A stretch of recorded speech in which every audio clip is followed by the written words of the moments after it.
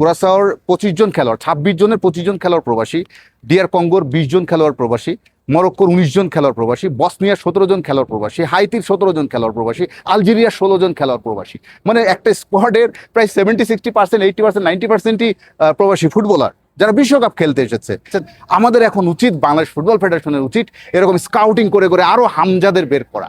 এরকম 10টা-15টা হামজা যদি আমরা পেয়ে যাই আগামী 5-10-15 বছরের মধ্যেও, তাহলে হয়তো মরক্কো, আলজেরিয়া, কুরাসাও এরকম দলের মতো আমরাও তো বিশ্বকাপে খেলতে পারি। স্বপ্ন দেখতে তো আর দোষ নেই না, স্বপ্ন তো আমরা দেখতে চাই। এই বিশ্বকাপে কাভার করতে এসে এত পৃথিবীর বৈচিত্র্যময় জিনিস দেখছি, কিন্তু খুঁজে ফিরি বাংলাদেশ কবে আসবে।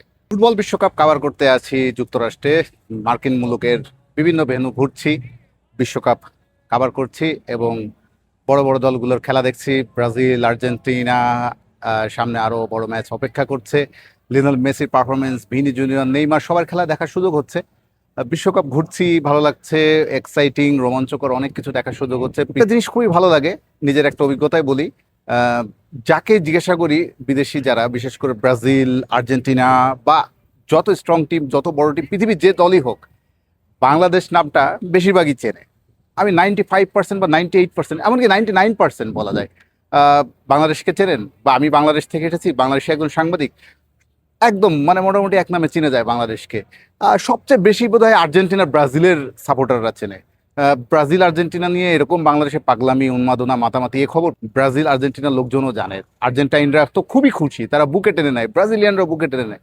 তারা তারা মনে করে বাংলাদেশ তাদের খুব কাছের একটা দেশ, একদম লাভ ফ্রম দ্য হার্ট। ফুটবলের জন্য একটা ফুটবল এরকম আত্মিক বন্ধন তৈরি করেছে ব্রাজিলের সঙ্গে, আর্জেন্টিনার সঙ্গে বাংলাদেশের মানুষের, এটা তারাও ফিল করে, সারা পৃথিবী ফিল করে। বাংলাদেশের নামটা জানতে চেনাতে জন্য খুব একটা কষ্ট হয় না। যে আমার র্যাঙ্কিংয়ে আমাদের দল 180 বা 181 নম্বর র্যাঙ্কিংয়ের দল, সেই দলের এক দেশ থেকে আসা একজন সাংবাদিক, এরপর বিশ্বকাপ কাভার করছি, ব্রাজিল আর্জেন্টিনা কাভার করছি, বড় বড় দলগুলোর খেলা দেখছি, নিউজ করছি, আপনাদের সামনে বিভিন্ন বিশ্লেষণ নিয়ে আসছি। আমাদের কিন্তু বাংলাদেশকে চেনাতে সব মানে এই জিনিসটা ভালো লাগে যে আমাদের আর্থসামাজিক অবস্থা খুব একটা ভালো না, অর্থনৈতিকভাবে শক্তিশালী নই, অনেক খেলাধুলাতেও তো আমরা অনেক পিছিয়ে, স্পোর্টিং নেশন হয়ে উঠতে পারিনি, তবুও বাংলাদেশকে চেনে। কারণ বাংলাদেশের মানুষের উন্মাদনা, ফুটবল নিয়ে ভালোবাসা, ক্রেজিনেস, তারা আর্জেন্টিনা, ব্রাজিলের প্রতি যে ভালোবাসাটা প্রকাশ করে, এটা অতুলনীয়, এটা মুগ্ধ করে, বাইরের দেশের মানুষকে অনেক মুগ্ধ করে। কিন্তু আমরা কি খালি এই ব্রাজিল আর্জেন্টিনা সাপোর্ট আমরা করব? অবশ্যই আমরা ব্রাজিল আর্জেন্টিনা সাপোর্টিং, এটা আমাদের কালচারের একটা পার্ট হয়ে গেছে, আমাদের সংস্কৃতির একটা অংশ হয়ে গেছে। কখনো কি আমাদের দেশ বিশ্বকাপের মতো এত বড় মঞ্চে কি কখনো আসতে পারবে না? এই প্রশ্নের উত্তরটা আমাদের কারোরই জানা নেই। জানি না কত বছর অপেক্ষা করতে হবে এরকম বিশ্ব মঞ্চে খেলতে হলে। এখন 48টা দেশ এসেছে, ভবিষ্যতে দেশ সংখ্যা যদি আরো, দল সংখ্যা যদি আরো বাড়ে ভবিষ্যতে বিশ্বকাপে, তবু কি আমাদের চান্স মিলবে?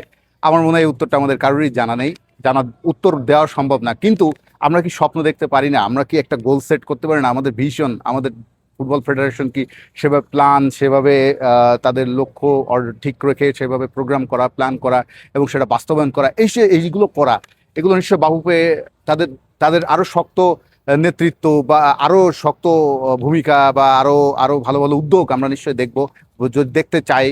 এরই মধ্যে তারা কিছু উদ্যোগ নিয়েছে। তার আগে আমি যে প্রসঙ্গটা বলতে চাই, এই বিশ্বকাপে একটা বিষয় নিশ্চয়ই আপনারা খেয়াল করেছেন, সেটা হলো এই যে বিশ্বকাপ খেলার পথে অনেক দেশ কোন পথে হাঁটছে, কোন পথে সাকসেস হচ্ছে, এটা নিশ্চয়ই আমরা ফলো করতে পারি। এবার কিন্তু একটা আশা জায়গা নিয়ে বা খুবই অনুপ্রেরণাদায়ক একটা বিষয় আমি আপনাদেরকে বলতে পারি, প্রবাসী ফুটবলারদের মেলা। এই বিশ্বকাপে এত বেশি, প্রতিটা দলে প্রবাসী ফুটবলারদের সংখ্যা এতটাই বেশি এবং এত সংখ্যায় প্রবাসী ফুটবলাররা বাড়ছে বিভিন্ন দলে, মানে এটা আমাদেরকে অনুপ্রাণিত করতে পারে। আমরা কিন্তু অলরেডি সেই পথে হাঁটতে শুরু করেছি, একটু দেরিতে হলেও। ফিফার এখন প্রবাসী ফুটবলার বা অন্য দেশের ফুটবলারকে আরেক দেশের ফুটবল, মানে এক দেশে আপনি বেড়ে উঠেছেন, সেই দেশের ফুটবলের সঙ্গে আপনার একজন ফুটবলের কেরিয়ার গড়ে উঠেছে, সব ঠিক আছে, কিন্তু তিনি বেছে নিতে পারেন তার জন্মসূত্রে তার আরেকটি দেশকে, বা তিনি নাগরিকত্ব নিতে পারেন তার রুটকে, তার শেকড়কে।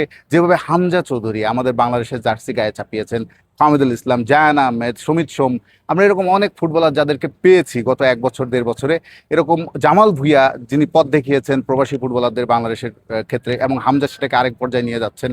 তো এই যে প্রবাসী ফুটবলাররা আরেক দেশে মানে বেড়ে উঠলেও, তাদের অন্য উন্নত ফুটবল সিস্টেম, ইউরোপের ফুটবল সিস্টেমে বড় হয়ে উঠলেও, তিনি তার রুটকে বেছে নিচ্ছেন ফাইনালি ন্যাশনাল টিমে খেলার জন্য। এই টেন্ডেন্সি, এই প্রবণতা কিন্তু এবার বিশ্বকাপে সব পিছনে সব রেকর্ডকে ছাপিয়ে গেছে। আপনি আপনার জানেন হয়তো 1248 জন খেলোয়াড় আছেন এই বিশ্বকাপে অংশ নিচ্ছেন।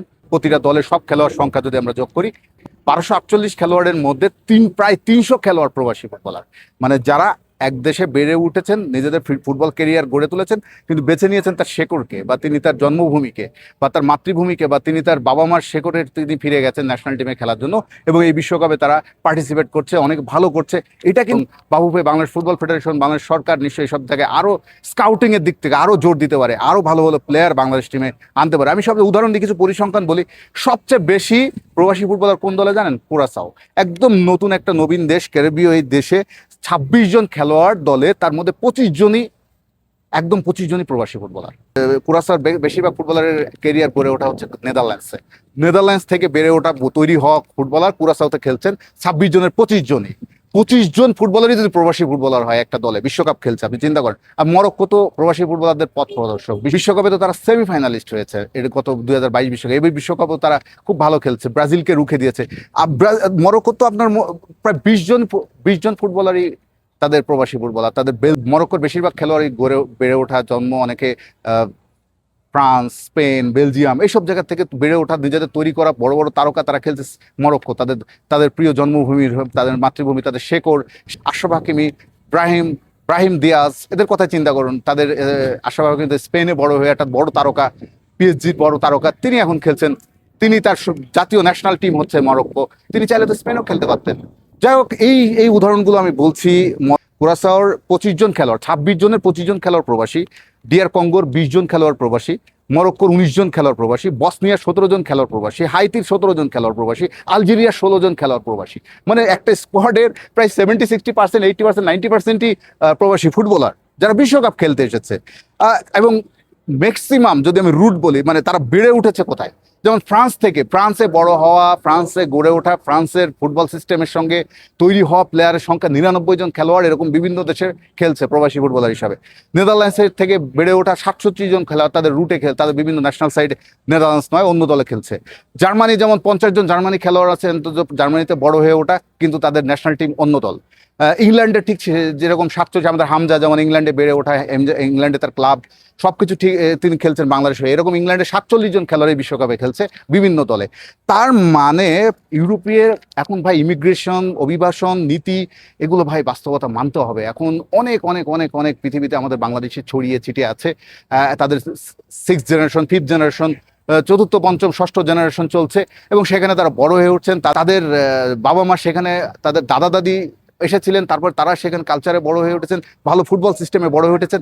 আমাদের এখন উচিত, বাংলাদেশ ফুটবল ফেডারেশনের উচিত এরকম স্কাউটিং করে করে আরও হামজাদের বের করা, আরও ভালো মানের ফুটবলার, এরকম 10টা-15টা হামজা যদি আমরা পেয়ে যাই আগামী 5-10-15 বছরের মধ্যেও, তাহলে হয়তো মরক্কো, আলজেরিয়া, কুরাসাও এরকম দলের মতো আমরাও তো বিশ্বকাপে খেলতে পারি। সব তো দেখতে তো আর দোষ নেই না, সব তো আমরা দেখতে চাই। এই বিশ্বকাপে কাভার করতে এসে এত পৃথিবীর বৈচিত্র্যময় জিনিস দেখছি, কিন্তু খুঁজে ফিরি বাংলাদেশ কবে আসবে। সুতরাং football federation, Bangladesh football federation, সরকার সবাইকে এখন স্কাউটিংয়ে উপরে, যেহেতু অভিবাসন এক দল থেকে আরেক দলের ফিফার নিয়মটা এখন খুব সফট তুলনামূলক, সেই হিসেবে সুযোগটা ভালোভাবে কাজে লাগিয়ে আমরা আরও হামজাদের খুঁজতে চাই। আমাদের আরও হামজা আসুক এবং একদিন আমাদের বিশ্বকাপ স্বপ্নটা পূরণ হোক।